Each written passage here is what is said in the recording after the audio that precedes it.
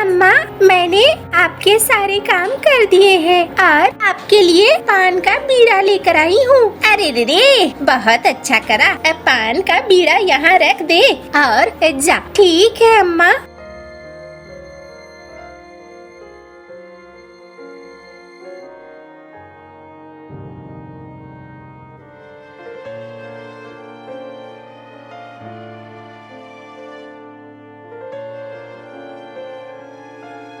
अरे तुम ले आई मेरी पगड़ी बहू? हाँ बाबा, मैंने आपकी पगड़ी अच्छे से इस्त्री कर दी है और साफ भी कर दी है। ये रही आपकी पगड़ी। अच्छा, चलो बढ़िया है। सुनो, मेरे लिए ना 1 कप चाय बनाने को बोलना, बाकी दोनों बहुओं को। ठीक है बाबा, मैं बोलूँगी।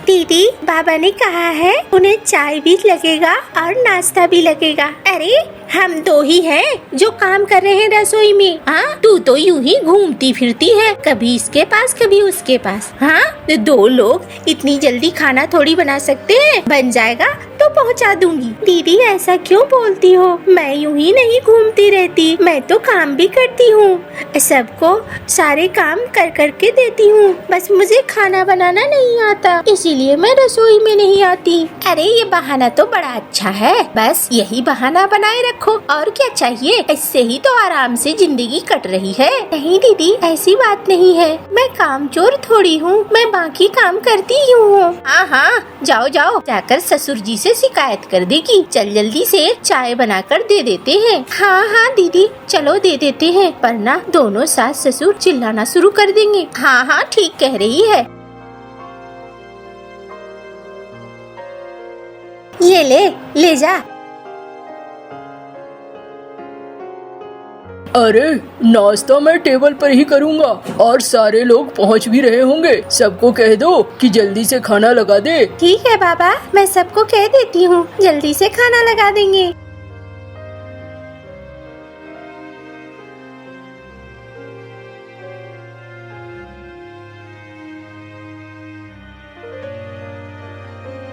अरे वाह, खाना तो बहुत अच्छा बना है। बहू, खाना तुम लोग बहुत ही अच्छा बनाती हो।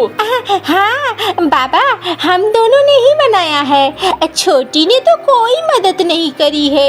अरे ये क्या बात है? क्यों, छोटी को खाना बनाना नहीं आता है क्या? पता नहीं बाबा, अब बहाने करती है कि सचमुच में ऐसा है। अरे अगर ऐसा है तो उसे खाना बनाना सिखाओ, ऐसे थोड़ी चलता है। खाना बनाना तो आना ही चाहिए। अब बिना खाना बनाए कैसे काम चलेगा? अरे रे, बात तो बिल्कुल सही है। अब एक काम करो, जितने बाकी काम है घर के सारे करेगी मीनू, और बाकी 2 बहुएं खाना पीना संभालेंगी। समझ गई ना? कोई गलती नहीं होनी चाहिए। ठीक है अम्मा, कोई गलती नहीं होगी। चल, अच्छा हुआ, मजा आ रहा है।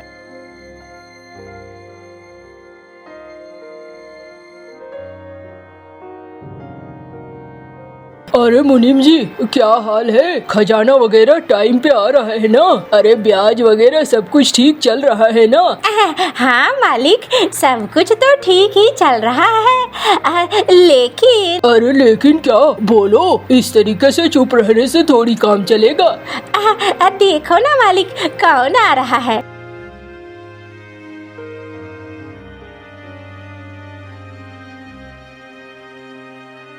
अरे क्या बात है भाई, पूरा गांव लगता है उठकर मेरे पास आ गया है। कोई बात है तो बोलो जल्दी जल्दी। अरे बोलो भाई, चुप क्यों हो? हाँ, यहाँ आकर जमावड़ा मत लगाओ, बोलो। मालिक, बात ये है कि टीकू सेठ आया है, और टीकू सेठ ने कहा है कि सबकी जमीनें ले लेगा, और हमें कह रहा है सही दाम बोलो, वरना जमीनें भी ले लूंगा और कुछ दूंगा भी नहीं। अब मेरे पास राजा जी का ऑर्डर है। अरे ये क्या बात हो गई? जमीनें तुम्हारी, राजा जी का ऑर्डर, ये कैसे चलता है? हाँ मालिक, ऐसे ही बोल रहा है वो। ये सब कुछ नहीं नहीं होगा, मैं देखता हूँ, मैं कुछ करता हूँ। तुम लोग बहुत ज्यादा परेशान मत हो, मैं हूँ तो उतना परेशान होने की जरूरत नहीं है। मालिक, मैं आपको ये बताना चाह रहा था। और मालिक, एक समस्या और है। क्या समस्या है? मालिक, वो लोग आपकी भी जमीनें चाहते हैं। अरे उनकी इतनी हिम्मत, मेरी जमीनों पर नजर? हाँ मालिक, एक बार आप मिल लेना। राजा जी का आदेश सुना रहे थे, कह रहे थे राजा का आदेश है, कोई हमें रोक नहीं सकता है। अरे मैं जाऊंगा, मिल लूंगा, तुम लोग परेशान मत हो। मालिक, वो जो काला सेठ है ना, उसके पास ठहरा हुआ है टीकू सेठ। अच्छा ठीक है, मैं जाऊंगा।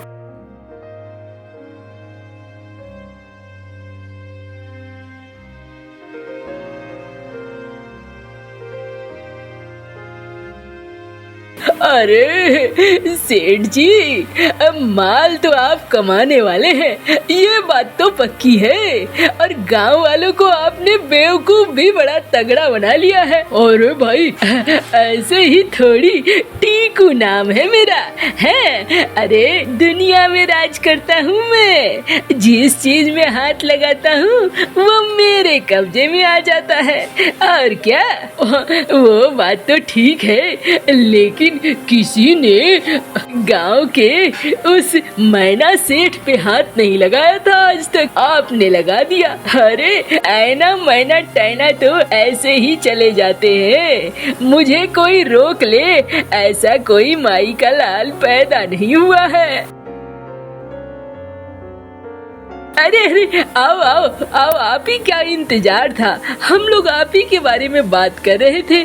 अब बोलो काका। अरे बोलना क्या है, कौन है ये?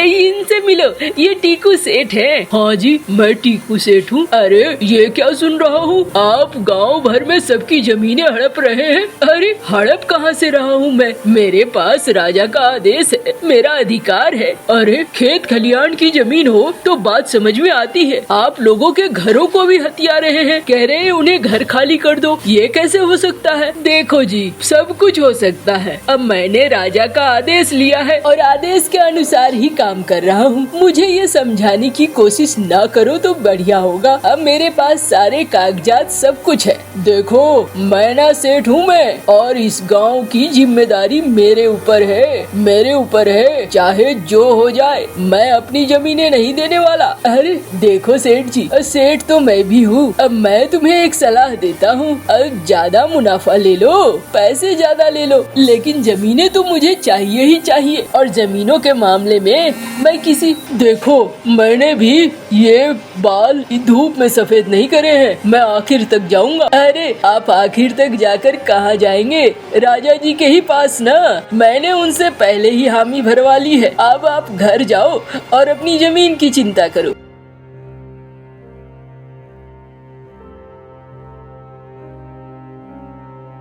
अरे ये सेठ तो चिढ़ गया है लगता है। और चिढ़ने से क्या होता है, होगा तो वही जो मैं चाहूँगा। और इसे पे करने दे, देख लेना जब इसकी जमीन पर कब्जा करूँगा, मजा आएगा। इसकी शक्ल देखने में समझ में आएगा। गांव वालों के पास इसकी बड़ी इज्जत है भाई। अरे सब इज्जत की बखिया ना उधेड़ दी तो टीकू नाम नहीं है मेरा, देख लेना। अरे रे चिंकी पिंकी, सुनो, कल घर में बड़ा आयोजन है, बहुत सारे लोग आएंगे। खाने पीने का ध्यान रखना, अच्छे से बनना चाहिए और कुछ भी गड़बड़ नहीं होना चाहिए। अम्मा देखो तो, दिन भर किताबों में ही लगी रहती है। अरे रे ओ कलमुही नास पीटी, सुन मेरी बात, सारे घर की साफ सफाई हो जानी चाहिए, एकदम से साफ सुथरा दिखना चाहिए घर, सारे कपड़े धुल जाने चाहिए, याद रखना। हाँ अम्मा, सब धुल जाएंगे, मैं सब मन लगाकर सारे काम कर दूंगी, आप परेशान मत हो। हाँ देख लेना, शिकायत का मौका मत देना, ले देकर किताबें लेकर बैठ जाती है। मजा आया, आज भी उसे डांट पड़ी है। अरे चलो ना, ढेर सारे बर्तन निकाल देते हैं, बर्तन धोने बैठी है, मजा आएगा उसे चिढ़ाने में। हाँ ठीक कह रही हो, चलो। अरे ये सब बर्तन भी धोने हैं। बाप रे, इतने सारे बर्तन। और नहीं तो क्या, एक तो ही काम करती है क्या? हम लोग काम नहीं करते?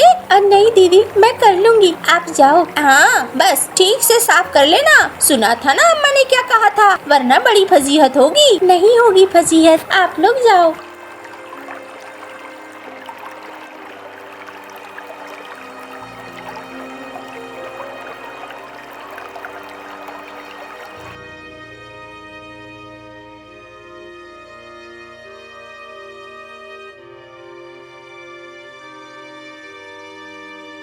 अरे मिनी, कहाँ रहती हो तुम? दिन भर घर के काम में ही उलझी रहती हो। हाँ, कभी 2-4 मिनट बैठकर बात कर लूं, ऐसा मौका ही नहीं मिलता है। हाँ, क्या है? अरे अम्मा ने कहा था एक बड़ा आयोजन है कल, इसीलिए मैं घर की साफ सफाई में जुट गई थी। घर में तो बहुत सारा काम है ना, बस वो सारे काम कर रही थी। अरे लेकिन ऐसा क्या कि तुम मुझे ही वक्त मत दो? क्यों? इस घर में 2 और बहुएं हैं, वो भी तो कर सकती हैं। मैं नहीं देखता हूँ? हाँ, रात में 9 बजता नहीं है कि दोनों अपने अपने घरों में चली जाती हैं सोने के लिए, और एक तुम हो जो रात के 12 बजे तक 1 बजे तक काम करती रहती हो। अरे क्या करोगे, आयोजन है घर में तो काम तो करना पड़ेगा ना। काम से मुंह मोड़ना अच्छी बात तो नहीं है ना। मैं तो सबसे छोटी हूँ, मेरा तो काम है ना सबके सोने के बाद ही मैं सब निश्चिंत करके जाऊँ। हाँ हाँ, घर का सारा दायित्व तो तुम्ही ने ले लिया है, और तो कोई है ही नहीं। जाओ आराम से जाकर सो।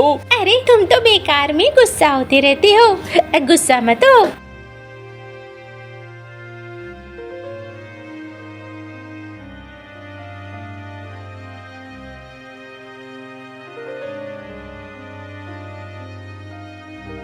अरे ये तो कोई महिला है। मालिक आए हैं सेठ जी से बात करने के लिए। अरे रे, हाँ हाँ आइए, सेठ जी बैठे हुए हैं।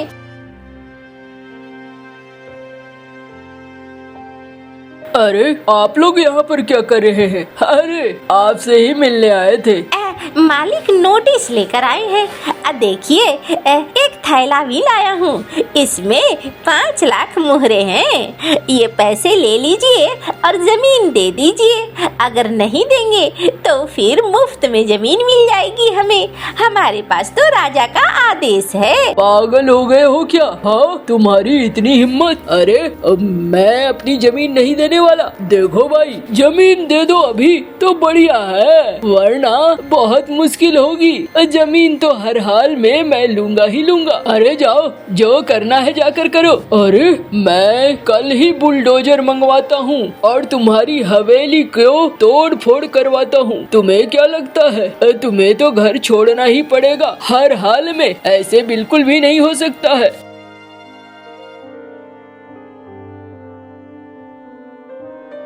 अरे ये क्या है?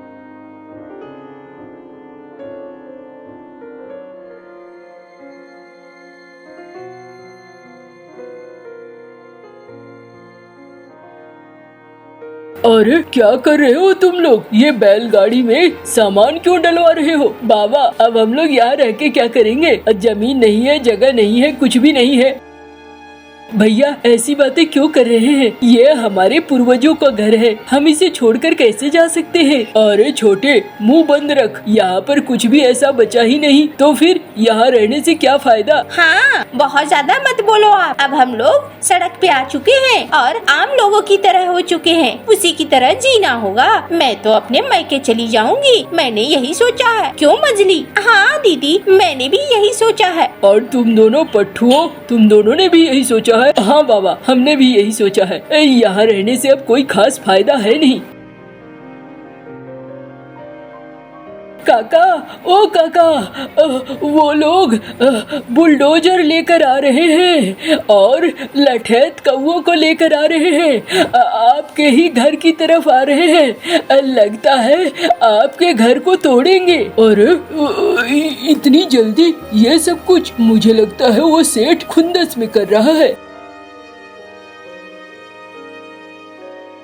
अरे वाह, क्या बात है। आज आपके घर को तोड़ने में जो मजा आएगा ना, वो मजा बिल्कुल भी नहीं आएगा कहीं और। अरे लेकिन क्या? मैंने तो कल ही कहा था। अभी तुरंत रुको आप लोग, ये देखो मैं राजा जी का आदेश ले आई हूँ और इस आदेश के अनुसार गांव वालों की जमीन आपको वापस करनी है। और उन्होंने कहा है कि उन्होंने ऐसा कोई आदेश नहीं दिया है कि किसी के घर छीने जाए। उन्होंने कहा है अगर गांव वाले राजी होंगे तभी जमीन ले सकते हैं आप, जबरदस्ती किसी की भी जमीन नहीं ले सकते हैं।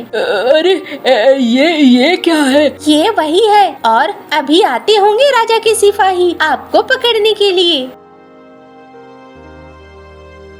अरे कौन है? यही है वो? हाँ हाँ बिल्कुल यही है। इन्होंने गांव वालों को परेशान कर रखा है, सबकी जमीन हड़प रहे हैं, ये मनमाने दाम पर ये कागजों में अंगूठा लगवा रहे हैं। चलो भाई चलो, अब तुम्हारा खेल खत्म हुआ। अब राजा जी तुझे सजा देंगे, जेल की काल कोठरी में आराम से रहना। मेरी कोई गलती नहीं है, अब मुझे मत ले जाओ भाई, मैं तो एक मामूली मुलाजिम हूँ, काम करता हूँ, आज तो मुझे पगार भी नहीं चाहिए। अरे अभी राजा जी के पास तो तुम्हें भी जाना होगा, और कोई इसमें शामिल है क्या? काला सेठ वो भी शामिल है, उसे भी ले लो आप। अरे वाह बहू, तुमने तो आज हमारी नाक भी बचा ली और हमारा सब कुछ बचा लिया। अरे रे, मुझे माफ कर देना बिटिया, मैं अक्सर तुझे जली कटी बातें सुनाती थी, लेकिन सबसे बुद्धिमान तो तू ही है। आज तूने अपनी बुद्धिमानी से हमारी जमीनें और हमारा घर सब कुछ बचा लिया। हाँ सेठ जी, आपकी छोटी बहू तो बहुत ही अच्छी है। हाँ हाँ भाई, आपने हमारी जमीनें बचा दी। अब बहुरानी आप बहुत अच्छी हो। हाँ भाई, ये बात तो मैंने भी माना। घर में सब बोलते थे छोटी बहू कुछ नहीं करती है, दिन रात किताबों में अटकी रहती है, लेकिन देखा आखिरकार ये ही बुद्धिमान है। और तुम लोग तो घर छोड़ के जा रहे हो ना? जाओ भाई जाओ। बाबा हमें माफ कर दो बाबा। अरे ना ना ना, अब माफी की बात नहीं बनती है। जो लोग मुसीबत में एक साथ खड़े नहीं रह सकते हैं, उन्हें अच्छे दिनों में भी एक साथ खड़े रहने की कोई जरूरत नहीं है। यहाँ से फटाफट निकल लो। बाबा ऐसे मत बोलो बाबा। अरे इसमें बोलने ना बोलने की क्या बात है, जो है सो है। अम्मा बाबा को समझाओ ना आप, बाबा गुस्से में ऐसी बातें कर रहे हैं। अरे रे नास पिटियो, यहाँ से निकलो। तुम दोनों का काम तो मैं किसी रसोइये से भी करवा सकती हूँ, मैं ही गलत थी, मैंने कभी ध्यान से देखा ही नहीं। बेचारी दिन रात घर के सारी चीजों को संभाल रही थी, तुम लोगों का क्या है, खाना बनाती थी और निकल लेती थी, बस इतना सा ही काम था तुम लोगों का। देखो आज धन दौलत और जमीनें ये सब कुछ बची है तो सिर्फ इसी की वजह से। अब इस घर में अगर चलेगी तो इसी की चलेगी। अम्मा मैं एक बात कहूँ, ये हमारे परिवार के हिस्से है, ऐसे इन्हें छोड़ना ठीक नहीं होगा अम्मा। हम साथ ही अच्छे लगते हैं, अलग अलग बिल्कुल अच्छे नहीं लगते। देख सीख जरा इससे, तुम लोगों ने हमेशा इसे परेशान किया, लेकिन इसने कभी भी तुम दोनों को परेशान नहीं किया और आज भी बुरा नहीं सोचती है। सिर्फ इसकी वजह से तुम्हें घर में जगह देती हूँ और फिर सब घर के अंदर चले जाते हैं। मोतीपुर नामक गांव में झुमरू नाम का एक पक्षी रहता था। झुमरू के 2 बेटे थे, कालू और भैरव। दोनों ही बेटे एक नंबर के आलसी और निकम्मे थे। हे भगवान, यह कैसे बेटे मेरी किस्मत में लिख दिए हैं। इनका बाप बूढ़ा हो गया है और काम कर रहा है, मगर निकम्मा को कोई फर्क नहीं पड़ रहा है। झुमरू अकेले ही खेती किया करता था, उसके दोनों बेटे कभी उसकी मदद करने नहीं आते थे। अरे कभी तो मेरे साथ खेतों पर चलो और मेरा हाथ पटाओ। पिताजी मुझे सोने दीजिए, मैं बहुत थक गया हूँ। अच्छा, ऐसा कौन सा काम कर दिया तूने जो थक गया है? अरे पिताजी कई घंटों से बैठे बैठे थक गया हूँ, अब सोने दीजिए मुझे। हे भगवान, क्या करूँ मैं इसका? और तू भैरव, तू तो चल खेत पर, बहुत काम है। नहीं पिताजी, बाहर बहुत ज्यादा धूप है, मैं तो बेहोश हो जाऊंगा, वैसे भी मेरी तबीयत ठीक नहीं है। सोए रहो, घर में ही जाता हूँ खेत में। झुमरू कड़ी धूप में अकेले ही खेत पर काम कर रहा था। तभी गुन्नू वहाँ आता है। झुमरू काका इस कड़ी धूप में काम कर रहे हैं। वैसे भी आपकी उम्र नहीं इतनी धूप में काम करने की। क्या करूं गुन्नू, दोनों बेटे एक नहीं सुनते। जब भी काम करने को बोलता हूं मना कर देते हैं। अब किसी ना किसी को तो काम करना ही होगा, तभी तो 2 वक्त का भोजन नसीब होगा। यह तो बहुत ही बुरी बात है। अच्छा दीजिए, मैं आपकी मदद कर देता हूँ। इसी तरह झुमरू पर दया करके सभी उसकी मदद कर दिया करते थे, मगर उसके दोनों बेटों को कोई फर्क नहीं पड़ता था। कुछ दिनों से झुमरू की तबीयत ठीक नहीं थी, इसलिए वह खेत पर काम करने नहीं जा पा रहा था। हे भगवान, जल्द से जल्द ठीक कर दीजिए, वरना कोई काम नहीं हो पाएगा और बहुत मुश्किल हो जाएगी। दिन प्रतिदिन तबीयत सुधरने की जगह और ज्यादा बिगड़ने लगी। बेटा कालू और भैरव, तुम दोनों मेरे पास आओ। आओ। झुमरू के दोनों बेटे उसके पास आते हैं। जी बोलिए, क्या बात है? बेटा, अब मुझे ऐसा लग रहा है मेरा अंतिम समय आ गया है। लगता है जल्द ही भगवान मुझे अपने पास बुला लेंगे। तब तुम दोनों से इतना ही चाहता हूँ कि मेरे जाने के बाद तुम दोनों अपनी जिम्मेदारी उठा लेना। अरे पिताजी, यह सब क्या कह रहे हैं? कुछ दिन में ही ठीक हो जाएंगे पिताजी। हाँ पिताजी, भैरव ठीक कहाँ रहा है। कुछ दिन बीत जाते हैं। अचानक एक दिन झुमरू की तबीयत बहुत ज्यादा खराब हो जाती है। झुमरू एक बक्से में अपना सारा सामान रखता था, वह उसी के पास जाता है। तभी कालू और भैरव उसे देख लेते हैं। अरे पिताजी, आपकी तबीयत खराब है और इस वक्त भी आप इधर उधर कर रहे हैं। आप आराम कीजिए ना। हाँ भाई, सही कह रहा है। आप आराम कीजिए और घूमने कीजिए। कुछ घंटों के बाद ही झुमरू की मृत्यु हो जाती है। अरे भैरव, सच में पिताजी की मृत्यु हो गई। अब हम क्या करेंगे? अरे यार, यह तो मुझे भी नहीं समझ में आ रहा है। चलो पिताजी का अंतिम संस्कार कर देते हैं। झुमरू के अंतिम संस्कार के बाद कालू और भैरव दिन भर घर में सोए रहते थे। जो भी बचे हुए पैसे थे सभी खत्म हो जाते हैं। अरे भैरव, अब तो पैसे बचे नहीं, आगे हमारा काम कैसे चलेगा? पता नहीं, हम कोई ना कोई उपाय निकाल लेंगे, लेकिन खेत पर काम करने नहीं जाएंगे। हाँ भाई, सही कहा। हम काम नहीं कर सकते। बचपन से अब तक हमने काम नहीं किया, अब क्या काम करेंगे? गांव में बाबा आते हैं। वह गांव के सभी लोगों की समस्याएं सुन रहे थे और उसका हल बता रहे थे। बाबा के पास चलेगा क्या? सुना है वह सबकी समस्याओं का हल बता रहे हैं। अभी तो सो रहे हैं, शाम में चलते हैं, अपनी समस्या बताते हैं। अच्छा ठीक है, फिर मैं भी सो लेता हूँ, सामने चलेंगे। शाम के वक्त भैरव और कालू बाबा के पास आते हैं। प्रणाम बाबा जी, कृपया हमारी समस्या का हल बताइए। हाँ हाँ जरूर, क्यों नहीं। बताओ बच्चे, क्या समस्या है तुम्हारी? बाबा जी, हमारे पिता की मृत्यु हो गई है। पिताजी थे, पिताजी काम करते थे। तब तक हम दोनों ने कोई काम नहीं किया, इसलिए आगे भी काम नहीं करना चाहते हैं। आपको ऐसा उपाय बता दीजिए जिससे हम बिना काम किए पैसे कमा सकें और घर बैठे पहले की तरह खा सकें। अरे यह तो बहुत बड़ी समस्या है। अच्छा, सोचता हूँ मैं क्या कर सकता हूँ। एक काम करो, तुम दोनों कल मेरे पास आओ, मैं कुछ सोच कर रखता हूँ। ठीक है, जैसा आप कहें। दोनों वापस घर आ जाते हैं। बाबा जी, जरूर हमारी समस्या का हल निकाल लेंगे। हाँ, मुझे भी यही लगता है। अगले दिन कालू और भैरव वापस बाबा के पास आते हैं। बाबा जी, आपने हमारी समस्या का हल निकाला। हाँ, मैंने कुछ सोचा है। तुम दोनों यह बताओ, तुम्हारे पास खेत तो है ना? हाँ जी बाबा जी। ठीक है, एक काम करो, तुम दोनों इस पर अपने हस्ताक्षर कर दो। मैं तुम लोगों को हर महीने इतने पैसे दे दिया करूँगा, जिससे तुम दोनों को काम करने की कोई आवश्यकता नहीं होगी। क्या सच में ऐसा हो सकता है? जरूर, क्यों नहीं। फटाफट दोनों उस कागज पर हस्ताक्षर कर देते हैं। यह लीजिए बाबा, हस्ताक्षर हो गए। अब अगले महीने आपके पास आते हैं। हाँ जरूर, क्यों नहीं। दोनों बहुत खुश थे। अरे वह कालू बाबा जी ने तो हमारी सारी समस्याएं खत्म कर दी। हाँ, बाबा जी ने तो कमाल कर दिया। एक महीना बीत जाता है। दोनों भाई बाबा जी के पास आते हैं। बाबा जी, हमें पैसे दीजिए। 1 महीने हो गए, हम बहुत तकलीफ में हैं। अब आप पैसे दीजिए। पैसे? पैसे किस बात के पैसे? अरे आप भूल गए, पिछले महीने तो हमारी बात हुई थी। तुम दोनों कामचोर, आलसी तो हो, साथ ही तुम लोग मूर्ख भी हो। तुम दोनों ने अपनी सारी जमीन मेरे नाम कर दी है। अब इस पर तुम लोगों का कोई अधिकार नहीं निकलता। यहाँ से निकलो। और हाँ, एक बात सुनो, बिना मेहनत के तुम्हें कोई पैसे नहीं देने वाला। पैसा कमाना है तो मेहनत करनी ही पड़ेगी। यह आपने हमारे साथ अच्छा नहीं किया। चलो चलो निकलो। निकलो यहाँ से। बाबा गांव में और भी कई लोगों को मूर्ख बनाकर भाग जाते हैं। भैरव, यह हमने क्या कर दिया? बहुत गलत किया हमने। अब हमारी स्थिति और भी ज्यादा बुरी हो जाएगी। बिल्कुल ऐसा ही होता है। उन दोनों की स्थिति और भी ज्यादा खराब हो जाती है। खाने को एक दाना भी नहीं बचता है। घर में पड़े सभी डिब्बों में देखो, शायद कुछ खाने को मिल जाए। हाँ, चल यही करते हैं। कालू और भैरव घर में रखे सभी डिब्बों को खोल कर देते हैं, मगर उन्हें खाने के लिए कुछ भी नहीं मिलता। पिताजी सही कहते थे, हमें कोई काम कर लेना चाहिए था। अगर हम अपने खेत पर भी काम करते तब कम से कम खाने के लिए तो होता ही। हाँ भाई, मुझे भी इस बात का बहुत दुख है। पिताजी की याद में दोनों भाई बहुत जोर से रोने लगते हैं और फिर उनके सभी सामान को निकाल कर देखने लगते हैं। यह देखो कालू, पिताजी की पगड़ी। इस पगड़ी को पिताजी किसी शुभ अवसर पर पहना करते थे। बाकी दिन वह इसे हाथ भी नहीं लगाते थे। हाँ, मुझे याद है। यह पगड़ी बहुत ही ज्यादा खूबसूरत है। रुक, मैं इसे पहनता हूँ। जैसे ही कालू उस पगड़ी को पहनता है, उस पगड़ी में से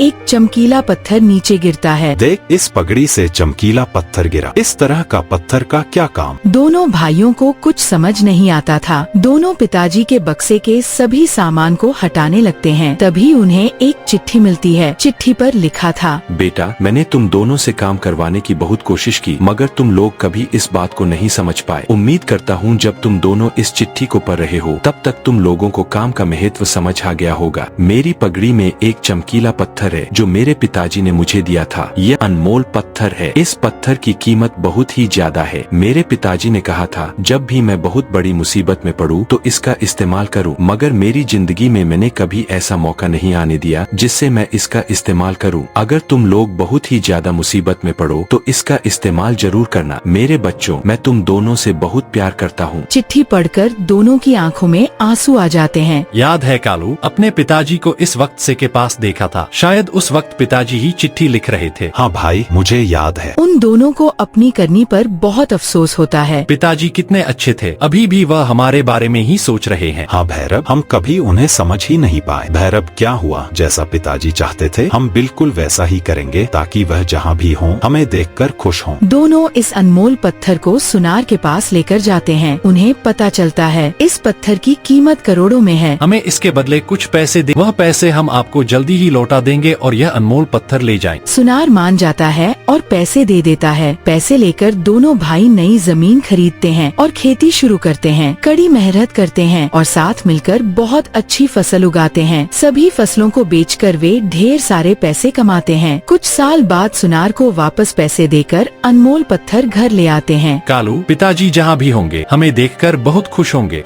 हाँ भाई, सही कहते हो। कालू भैरव दोनों भाई और ज्यादा मेहनत करने लगते हैं। बाबा को पुलिस पकड़ लेती है। जितने लोगों के साथ धोखा करके उस बाबा ने धन कमाया था, वह धन गांव में सभी लोगों को वापस कर दिया जाता है और साथ ही भैरव और कालू को उनकी जमीन भी वापस कर दी जाती है।